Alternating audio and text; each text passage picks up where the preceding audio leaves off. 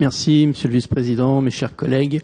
Lors de la dernière session, nous avions souligné l'importance du développement numérique sur nos territoires, mais nous avions surtout relevé le manque d'intérêt sur certains points et la faisabilité sur d'autres, concernant ces ambitions de ce énième schéma régional. Certains membres de votre groupe avaient caricaturé notre position en nous accusant d'être contre le progrès et la technologie.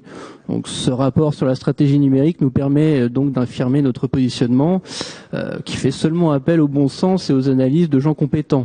Et la Cour des comptes rappelait dans le rapport de janvier 2017, nous l'avions déjà dit, intitulé « Les réseaux fixes de haut et très haut débit, un premier bilan », qui disait « Le très haut débit coûte cher, non seulement en raison du coût du génie civil nécessaire à l'installation de la fibre, mais aussi en raison du faible succès commercial qu'il rencontre. » Donc les sages de la rue Cambon ont en effet anticipé l'explosion du coût pour le déploiement de la fibre sur l'ensemble du territoire, passant de 20 à 35 milliards d'euros, et l'impossibilité de mener ce projet à bien avant 2030, alors que les pouvoirs publics, eux, misaient sur 2022. La faute, selon eux, au choix technologique opéré par l'État, à savoir le 100% fibre jusque dans le foyer de l'abonné, quasiment exception française, alors que nous pointons déjà parmi les derniers pays européens en termes de couverture de haut débit. La Cour recommande donc, dans les zones les plus reculées, de recourir à un mix technologique entre le satellitaire, le hertzien, l'amélioration du réseau cuivré. En gros, une solution à 30 mégas rapidement est préférable à 100 mégas dans 15 ans. Comprenez que nous ne sommes pas dans une démarche visant à faire de l'opposition systématique. D'ailleurs, nous accompagnons votre politique lorsqu'elle est force de proposition, nous l'avons déjà démontré.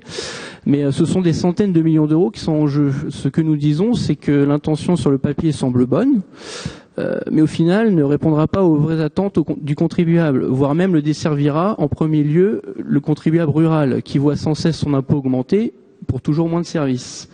Donc une telle ambition doit être menée au niveau national, comme pour toutes les révolutions qu'il y a eu en France, avec une stratégie réaliste et efficace, intégrant les problématiques dans son ensemble. Cela nous amène à la question de l'ubérisation de la société. Certains secteurs, et c'est le cas notamment de la Chambre des métiers de l'artisanat, qui considèrent ce nouveau modèle comme une lame de fond, à l'instar, il y a quelques décennies, du développement rapide et très mal encadré des grandes surfaces, qui a généré énormément de profits pour une poignée d'individus, mais qui a détruit les emplois, les savoir-faire et nos cœurs de ville. Votre rapport est donc élogieux vis-à-vis du développement de ce nouveau modèle, mais ne traite pas des dérives et des dangers que cela représente pour notre société. Monsieur Fournier l'a rappelé, et je suis d'accord avec la plupart des remarques qu'il a fait.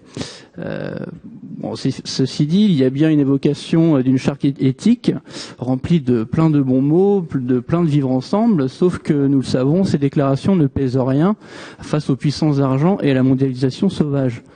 Alors j'espère que cette fois-ci notre position ne sera pas caricaturée. Nous défendons, comme vous, une amélioration des services numériques offerts aux territoires ruraux, mais nous nous interrogeons simplement sur la méthode et sur les moyens d'offrir rapidement un service de qualité à ceux qui en ont le plus besoin. Je vous remercie.